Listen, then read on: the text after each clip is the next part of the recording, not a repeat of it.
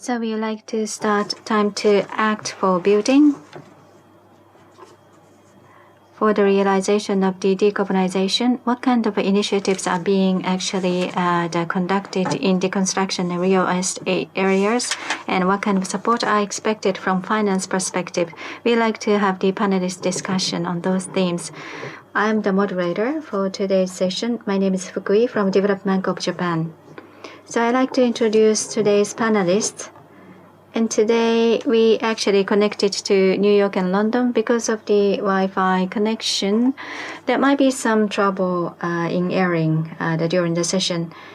And we have English and Japanese the sessions, so please use simultaneous translation the function if you need. And the project manager from the C40, the Mr. Frankie Downey.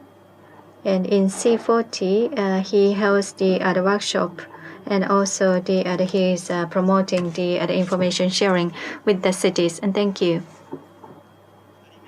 And the second one, from the Rating and Investment Information, he is the ESG Division Chief Analyst, Mr. Tomoaki Hirokata. Mr. Hirokata in 2016 was involved in the first the corporate the green bond the issuance. And the third one is from Nippon Life Insurance. He's been leading the real estate business in Nippon Life, and Mr. Ikeda Noriyuki is the General Manager of Real Estate Investment Development Department. And from New York City, she is actually in New York City Mayor's Office of Climate Sustainability. She's a Senior Policy Advisor, Ms. Elizabeth Kelly. It's actually 8 o'clock in the morning. Thank you very much for being with us early in the morning. And from Ion Mall Company Limited, he is the General Manager, Construction Department, Shopping Center Development Division, Mr. Hirofumi Watanabe. He is actually being involved in the city the development. Thank you. And the last one is actually Mr. Yohei Ikenoue, Director for Carbon Policy Planning Section, Climate Change and Energy Division, Bureau of Environment of Tokyo Metropolitan Government. These are the 6 panelists that we are having today. So let me cut to the chase. First, I'd like to talk about the background of today's themes. Sustainability is actually, as you know, is almost every day you hear and read this word in the mass media. To be sustainable includes many aspects ranging from society, environment, and human rights. And the most urgent issue is the decarbonization. From the demand side, about 30% of the indirect emission of CO2 is from the offices, commercial facilities, and household, and other real estate. Real estate is a very important local resource. However, after 1990s, because of the development of the real estate finance, it's been actually impacted or affected by cross-border capital flows. And the movement towards decarbonization has been affected by cross-border trend as well. So currently, the sustainability and the value of the real estate and the cities are now being tested. So in this environment, we, as a Japanese, how we can actually manage properly Japanese real estate and the cities, and how companies can cooperate with the financial institutions to achieve goals in decarbonization, and what kind of information can be shared, and what should be the common language in sharing information. These are the issues, some of the issues that we have to work on. Now, the Tokyo Metropolitan Government, of course, understands these issues. So from early stage, they are actually working on the visualization of the environmental load in terms of the management of the real estate and cities, and they are trying to collect many data. So Ms. Ikanoue-san, can you actually give us some the explanations on your initiatives? Yes, thank you very much.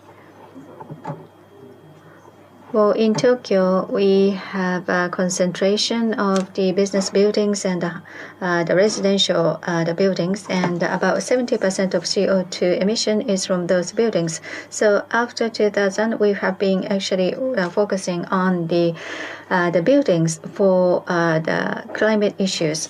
And from the planning and the designing process to the operation, renovation, the stages, we actually implemented a lot of the initiatives for those buildings based on our ordinances.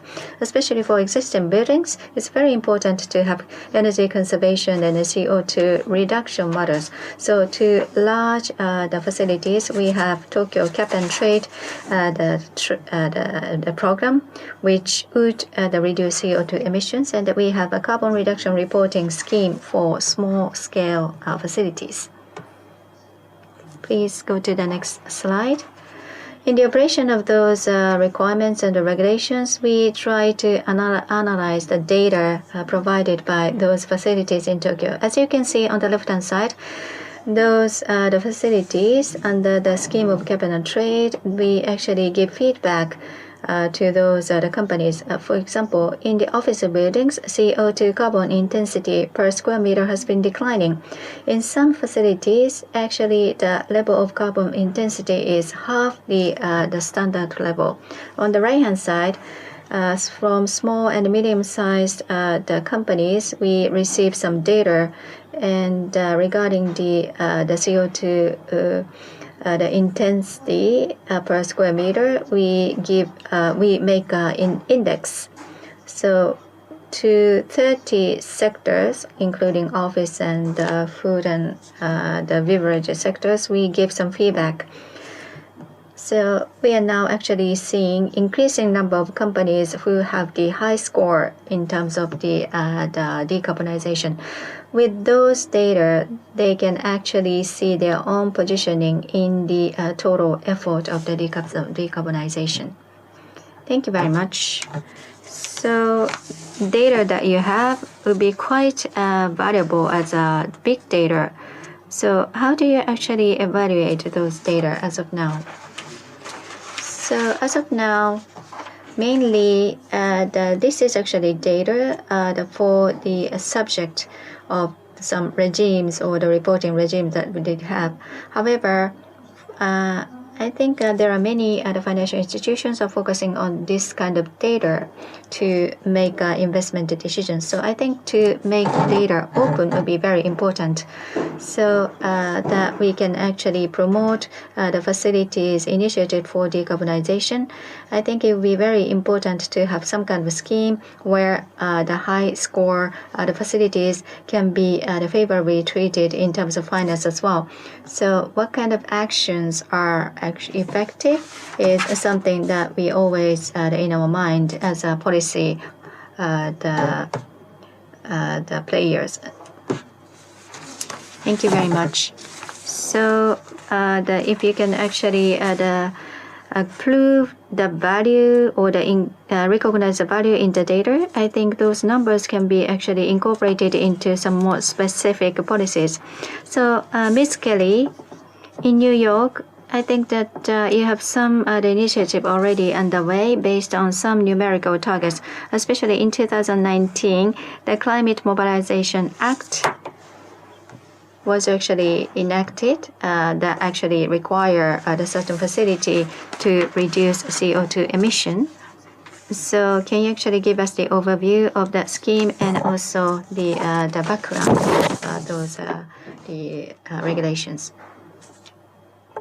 Yes, of course. Thank you so much for having me. I'll wait for my slide. This is the third slide. Can you move backwards for the first slide?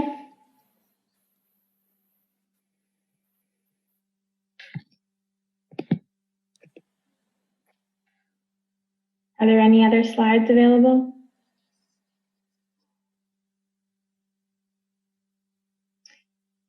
So as they were saying, the Climate Mobilization Act is a package of legislation that our office and City Council in New York City passed and enacted in April of 2019. Thank you very much. It's part of a larger plan for New York City to decarbonize New York City by 2050. It includes things like legislation, a recognition platform for voluntary leadership to show their industriousness, a financing program, as well as technical assistance to help the real estate and building market transform to be able to operate and build high efficient, low carbon buildings that don't depend on fossil fuels. Next slide, please.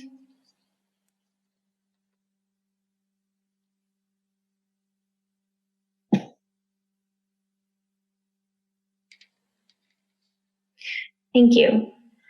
So as our host was saying, the Climate Mobilization Act passed in 2019, and it includes 4 mandates for New York City buildings. One is a requirement for green roofs or solar photovoltaic panels to be placed on the top of new constructed buildings or new roofs. The next one, energy efficiency grades, is a letter like in school with a grade from A through D that's placed in the lobby of your building to indicate to everybody passing by the efficiency level of your property. We also passed legislation to allow for commercial PACE financing or property assessed clean energy financing. And the largest, most kind of important of this package is Local Law 97, which requires large buildings to meet very ambitious carbon reduction caps starting in 2024, so just in a few years. And you'll see at the photo on my right, the amount of properties that we are expected that need to take drastic action in order to reduce their emissions by the given deadline. So about 25% of properties need to lower their emissions by 2030, and about 20% of properties in New York City need to reduce emissions by 2024. If they fail to meet the emissions limits, there are very strict penalties that the city will collect. And the last slide. Thank you. And as I mentioned before, we've also enabled C-PACE financing. This is a financial tool, just like many other financial products in the market. C-PACE stands for Commercial Property Assessed Clean Energy Finance and uses borrowed capital from banks to pay for the upfront cost of energy efficiency and renewable energy projects. But unlike typical financing, the borrowed capital is repaid over time via a tax assessment that's put in place by the City of New York. And here is just an example of a building in New York that used PACE financing to cover the costs. And what's interesting, you'll note, is that the loan payment is less than the annual energy savings. So in fact, there's actually additional cash flow to the owner. And this has been a very successful tool. We just launched it in May and have already had 2 multi-million-dollar deals. I think about $100 million in total of PACE funding already out in the market, and people are very, very excited. We have a large pipeline of projects. Thank you very much. ありがとうございました。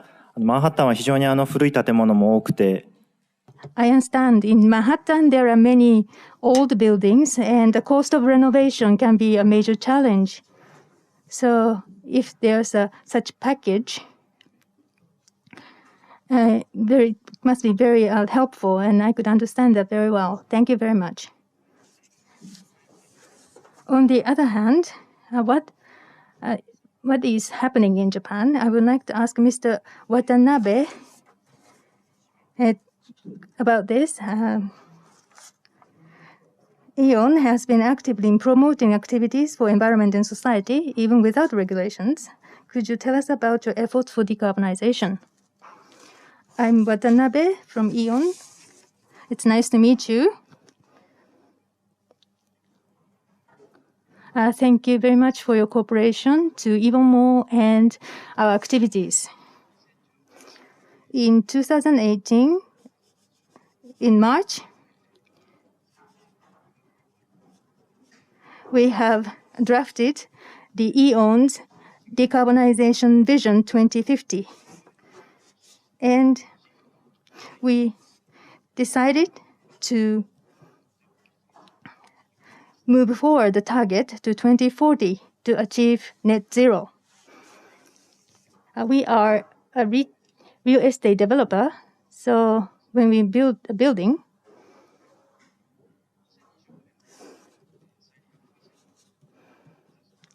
our development team is saying that we will realize 100% renewable energy by 2025. We have three visions for decarbonization. One is the stores and the distribution of items and the customers. And we're focusing on the stores. And we're trying to develop the smart stores. For the buildings, we need energy conservation, and also we need to introduce renewable energy.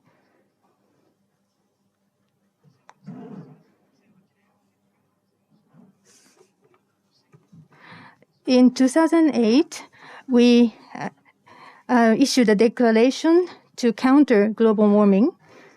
And since then, we have been working on that initiative. And now we have the project for decarbonization. We are very close to customers. And for us, customers first is very important. So we are also a developer. And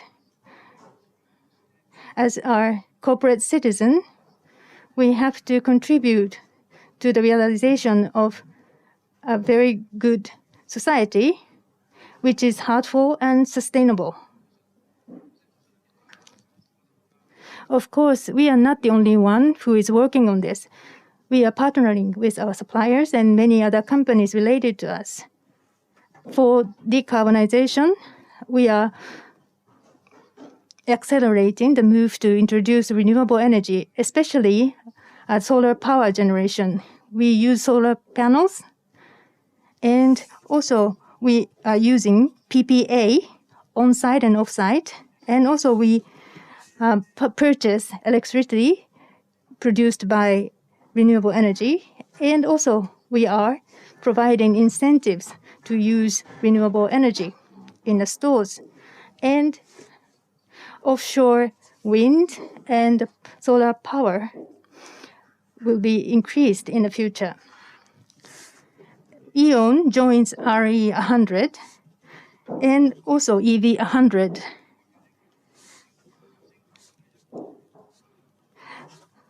We have already installed 2,500 charging equipment across Japan. And recently, we are now focusing on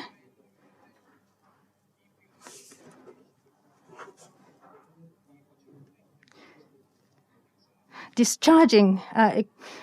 We are focusing on discharging of electricity, so customers can bring the excess electricity using an EV to our stores and discharge electricity to our charging station. So we are working on such initiative as well. This may be not so related to decarbonization, but we are seeing more and more extreme weather events. So in case of disaster, Aeon Mall will be a disaster prevention center for the community. Aeon is designated as a public facility, and almost all Aeon malls has the agreement with the local government. So for the resilience of the communities, we are working as the central facility of the community, and we think that we should fulfill the responsibility. by using our assets, we have to think about giving environmental education to the children. Mr. Watanabe, thank you very much. You've been doing very diverse initiatives and leading the industry. E.ON is also operating in markets overseas. Do you see any difference in people's response to the environment and evaluation of your activities? We have stores in ASEAN countries like Vietnam, Cambodia, and also in China. In each country, they have different laws and different challenges. However, we all work for this common goal of decarbonization. So we collaborate with the teams of each country, and we have to work on decarbonization together. So we have to disclose information based on science, and as I have already said, we have to implement that with our customers.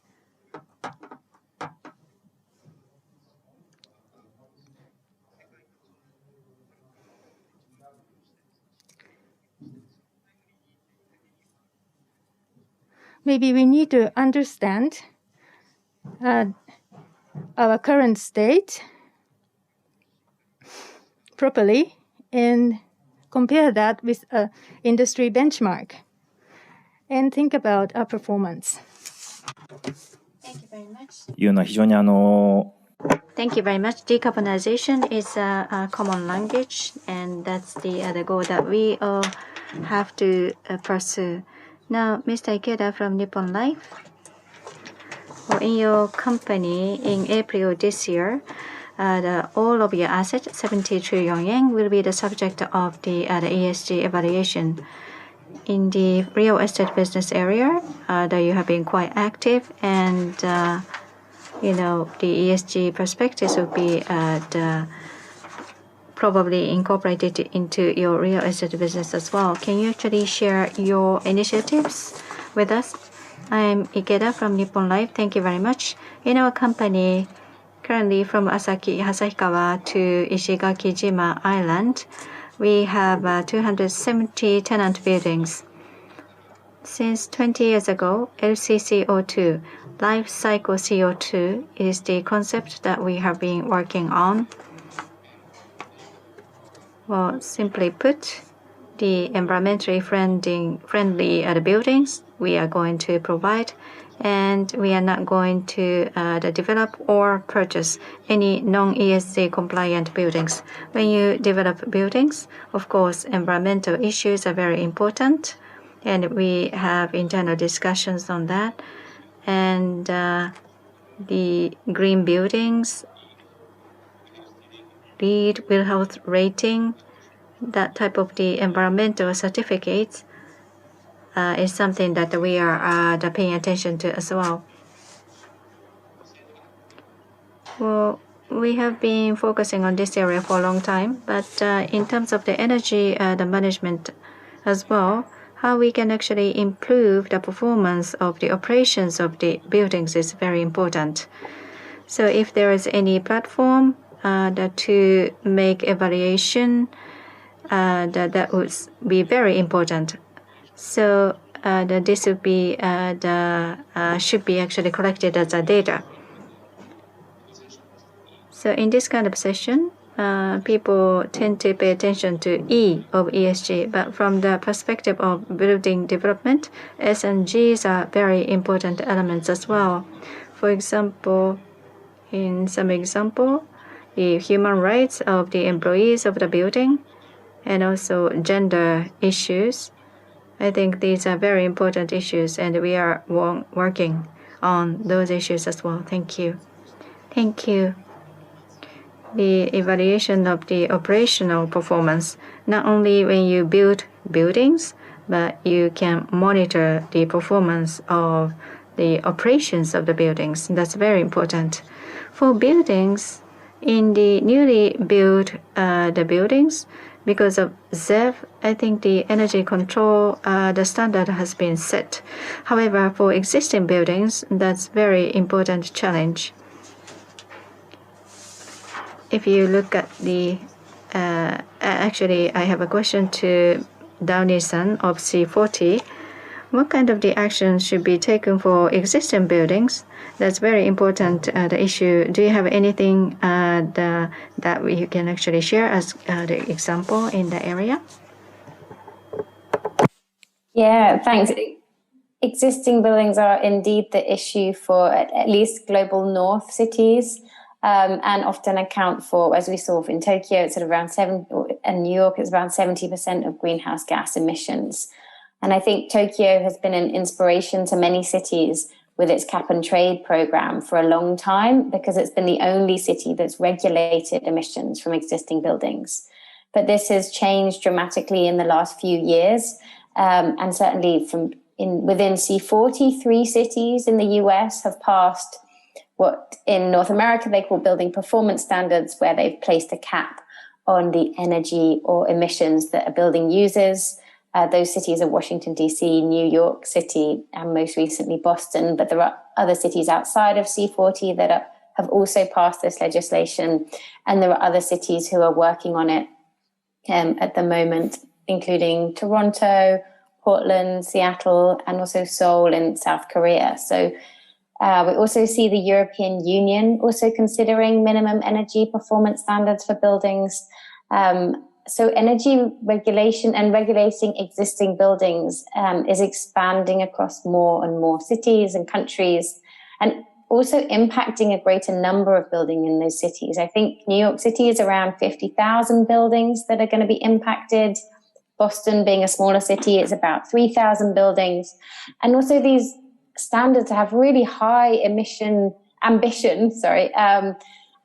the emissions caps are close to zero by 2050, or are net zero by 2050. So I know, for example, in Boston, the policy that they've just passed has the potential to lower greenhouse gas emissions, citywide greenhouse gas emissions, by 60% by 2050. So it's a really strong trend that we're seeing, especially in the last few years, because we know that regulation is often the quickest way to deliver action. So then when it comes to what they cost and how this will be paid for, I think often the cost is compared to business as usual, which is assumed to be zero. But we know that's not true, with replacement and maintenance and operational costs are not factored in and into a baseline. And then if you add on top of that any fines for non-compliance, then the business case and the value proposition really improve. So I think although timescales are tight and we don't have that much time, we do have some time. So given the right information, along with strong signals from city government, building owners do have time to include these large upgrades into their capital plannings. And with the right incentives and guidance, hopefully building owners can start to think about when they decarbonize their buildings rather than if. ありがとうございます。既存の都市に対してはどういうインセンティブを与えていくのかというのも非常に重要な。So what kind of incentives to be given to existing buildings is very important. In the world of finance, so-called transition finance has been discussed quite fiercely currently. It's not necessarily the case that that will be the subject of decarbonization immediately, but I think that the progress towards that goal is very important, and that should be supported by finance as well. Of course, when you try to evaluate those finance, how you can actually visualize those the situation and to be monitored, that kind of scheme will be very important in the financial market. In addition to traditional green bond and green loan, we are now seeing more and more sustainability-linked loan and other new financial products. Now, Hirokata-san of R&I, you are actually giving rating to those financial products. And do you see any trends or the new needs of the financial the products focus on the environment and the decarbonization? My name is Hirokata of R&I. Well, as you actually mentioned, Well, there are so many financial products, and some people actually complain there are too many and it's difficult to understand everything. However, the most influence can be seen in green bond market. Green bond is a quite simple scheme. Issuers, they actually procure the fund, and the proceeds of the bond is used for something green as a project. And new renewable energy is the most popular, and that will be followed by building. So renewable energy and the buildings are very important because it's very easy for the issuer to show it's environmentally friendly.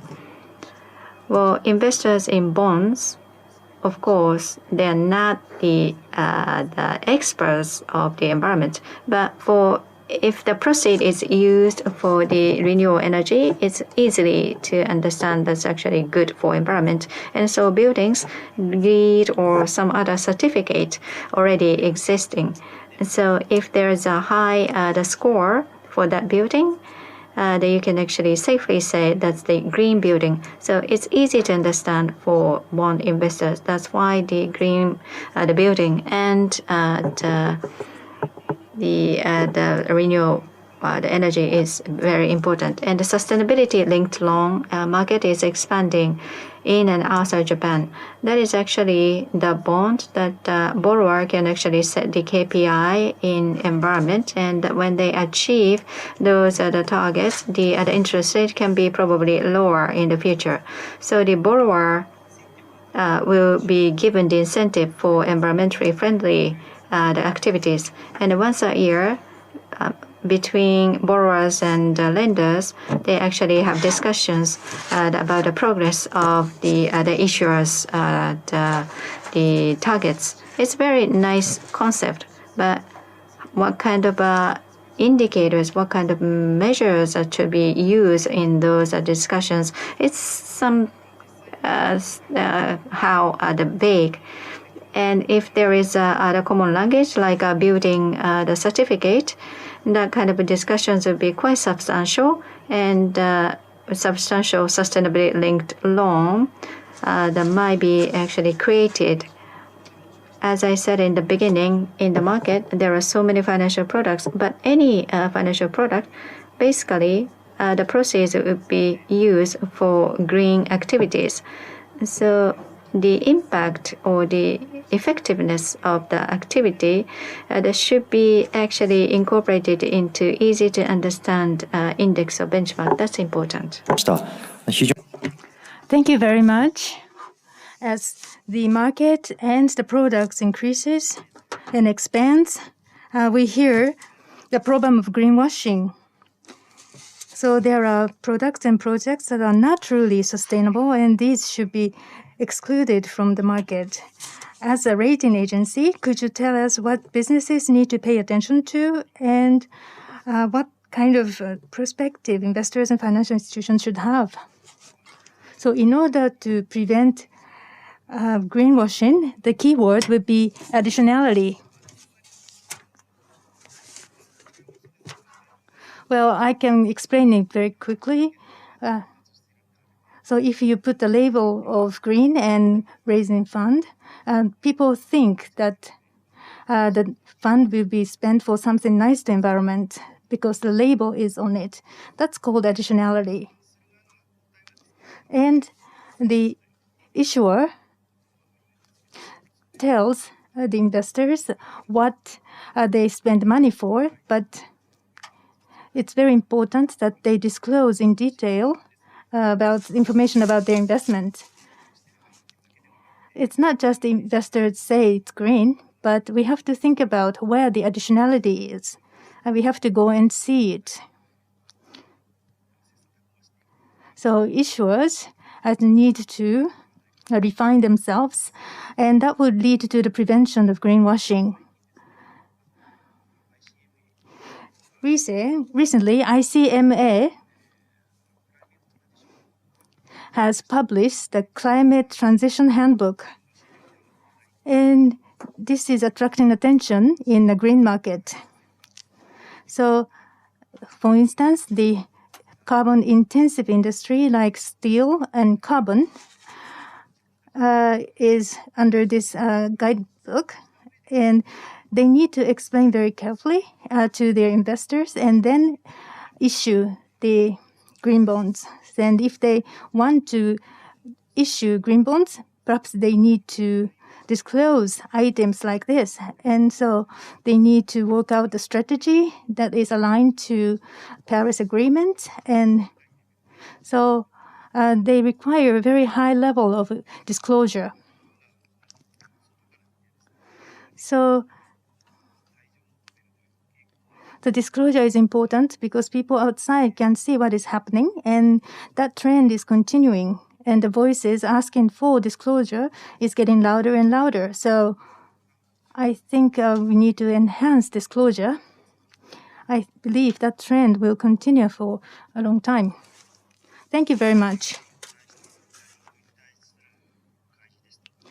So investors and financial institutions need to know what is happening through the monitoring. And Mr. Watanabe, you explained to us various initiatives, and you have dialogue with financial institutions. But what do you expect from financial institutions? There are two things.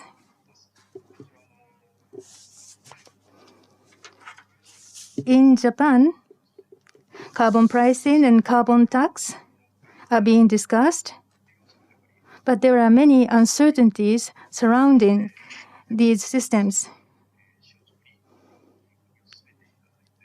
But we have to continue to reduce carbon. And we believe that this area will expand in the future. So during the period of transition, perhaps the price of equipment will go up. That's highly likely. So when we have to do something, we have to implement it under a very uncertain circumstances. So we have to have a long-term view. And I hope the investors and financial institutions also evaluate us with a long-term view. And today we are discussing mainly E, but we have a lot of activities concerning S and also biodiversity, and also the measures against infectious diseases and the prevention of diseases, and also inclusive design, like universal design. We have already implemented measures for these. So these initiatives are not usually under the spotlight, but I hope they will look at them too. So we, the financial institutions, are discussing how we should evaluate all such initiatives of the businesses.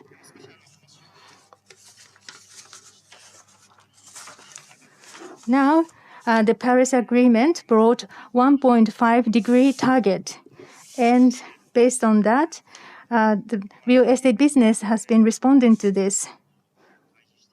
And TCFD has looked at this risk from business perspective, and there are tools to monitor such risks. And we talked about the COP at the beginning.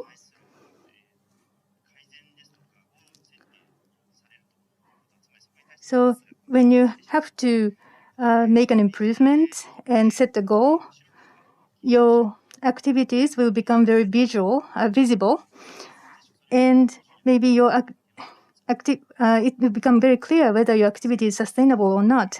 And that led to the discussion of EU taxonomy.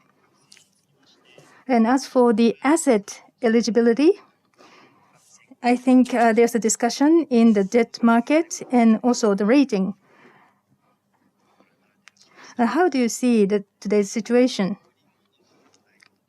The green bond market is growing very fast, and the issuers and investors have a better understanding of green bond. So they look for a very visible impact on the goal of 1.5-degree target. But there's also a trend to look at the impact from a more broader perspective. So the importance of the impact for the company is single materiality, and the importance of the impact to the society is double materiality.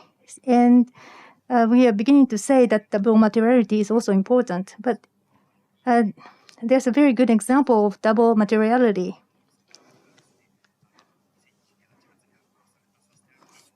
E.ON issued the sustainability bond in August 2020, and that's a very good example, so I would like to introduce it to you. One of the use of a proceed is the construction of Konahama store of E.ON Mall, and that's in Fukushima. And it is the area which was hit hard by the tsunami in 2011. And E.ON built this shopping mall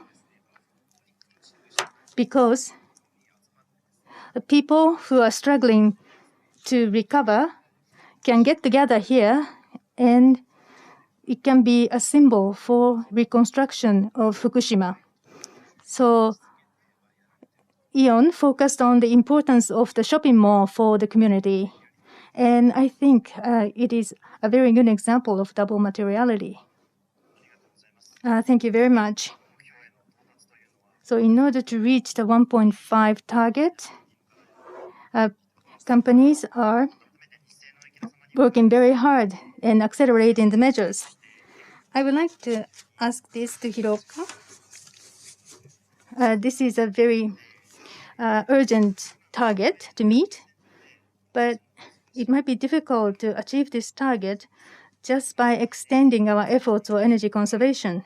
We have to think about using renewable energy, and also we have challenges of cities.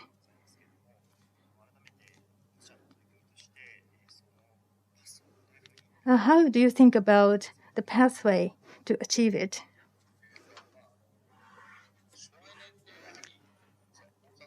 Energy conservation is the zero emission building, so that maybe we can reduce up to 50%, but if we want to achieve 0%, maybe we have to do the energy generation as well. So we are trying to make our offices ZEB, zero emission building. And for the tenant building, we have distribution centers, and the roof of the distribution centers are very big, so we can put solar panels on that. And the distribution centers can be a ZEB. So, of course, we have to promote converting buildings to ZEB, but when we think about ZEB and ZEB ready, if the tenants continue to consume energy without paying much attention to it, then it's a kind of waste. So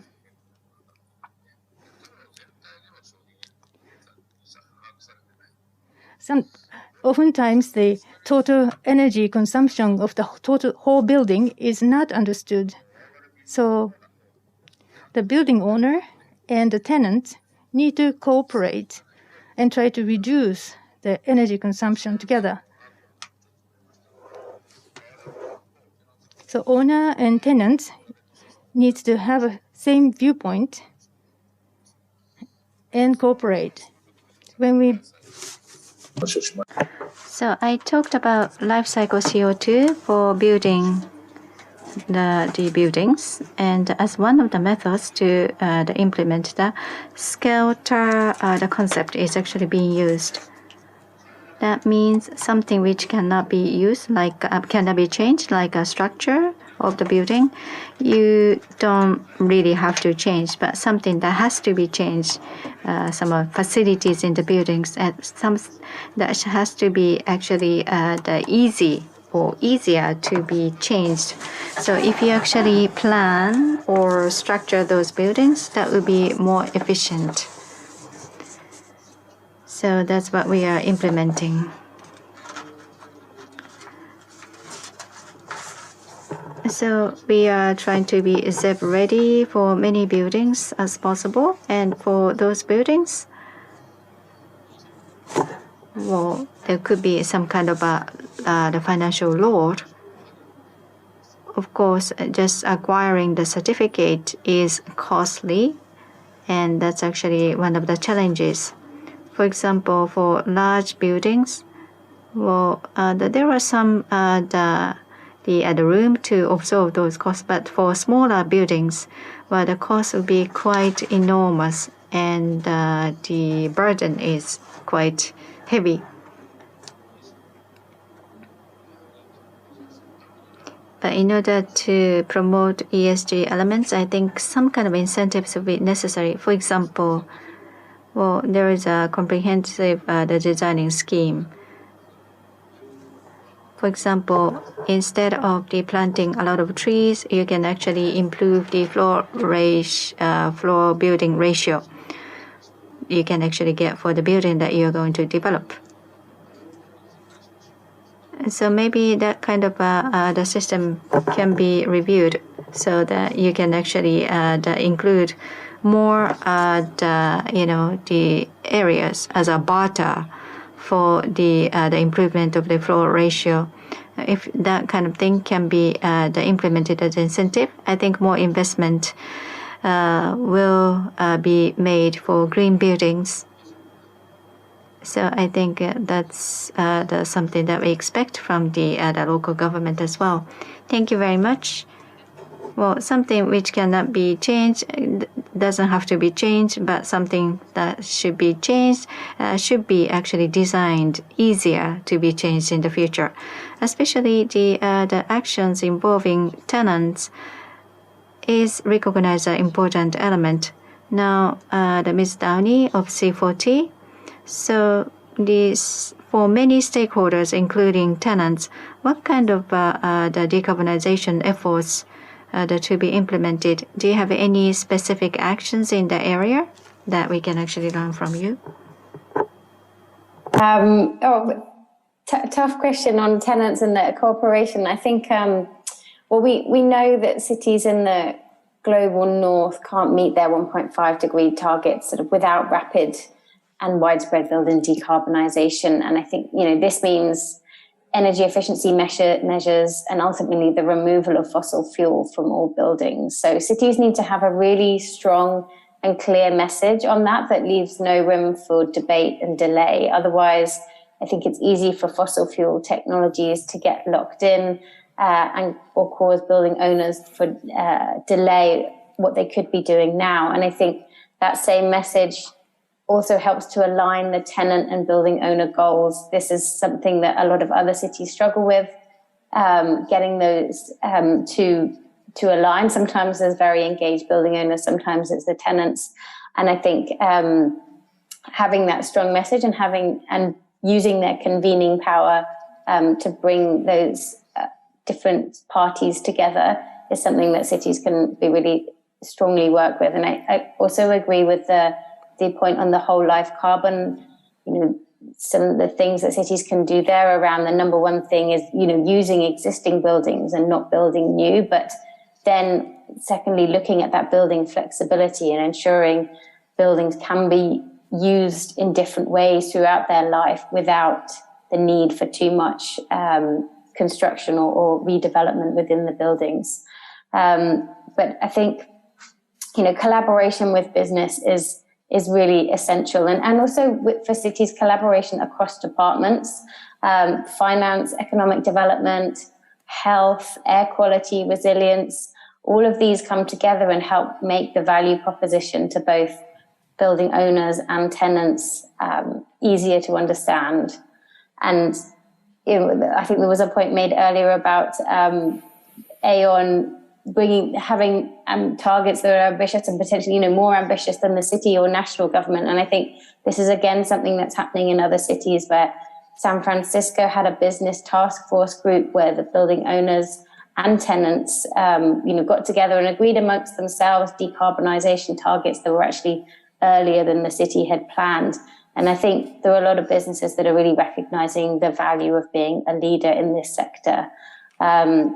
That's also why there's a C40 net zero carbon building declaration where we've got 28 cities who have signed up to say they'll enact policies to ensure new buildings operate at net zero carbon by 2030 and all buildings by 2050, and businesses have signed up to that as well. So I think, it is a challenge, but we still have time, and retrofitting buildings has enormous economic, health and carbon saving potentials, and I think cities are in a perfect position to lead national governments and show how it can be done, but they can only do it in partnership with business. They can't do it by themselves. ありがとうございます。まさに多くの Thank you very much, including many tenants and also other stakeholders. I think a clear message is very important, as you said. In the end, I think that the time is actually coming to the end. So to Tokyo Metropolitan Government, what kind of messages has Tokyo Metropolitan Government trying to emanate? Yes, thank you very much. Well, by 2013, carbon half is something that we try to seek for. And of course, building is very important in that the achievement. And there is an increasing number of companies who are supporting TCFD. And if even you are small and medium-sized companies, from the supply chain perspective, they are actually required to decarbonize their activities for zero emission. I think that we try to promote the companies who are trying to promote high-level activities as the policy makers. And we would like to come up with the incentive for those facilities who are working on the environmental issues. So, of course, today's discussion is very informative for us as well. So we think about the make environmental data collected from facilities more open, and also the study about using the benchmark, and also we'd like to share more issues and understandings with other parties, including C40. Well, race to zero is very important, and we have a very important the business activities in Tokyo. And in the process of decarbonization, we like to be an attractive city to attract many people. And for that, the goal, we like to continue to support your your support and wisdom. Thank you very much for your participation. And as a person from financial institution, how we can actually collaborate in this area. That was a quite fruitful discussion. That concludes today's discussion. So, Chida-san.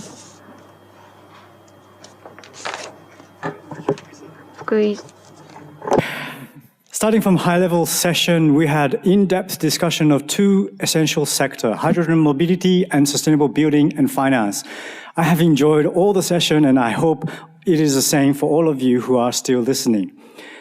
Dear audience, as you have heard, some of us are already making progress, and it is true that we are starting to see good examples from across the globe. But please be reminded that we have less than 10 years to 2030. The building we build today and the cars we buy today will remain until 2030 and onwards. The challenge is not easy, but we need to overcome this issue and we need to work together. This is the responsibility of the current generation towards the next generation. Internationally, governments, local governments, private sectors, citizens are making actions.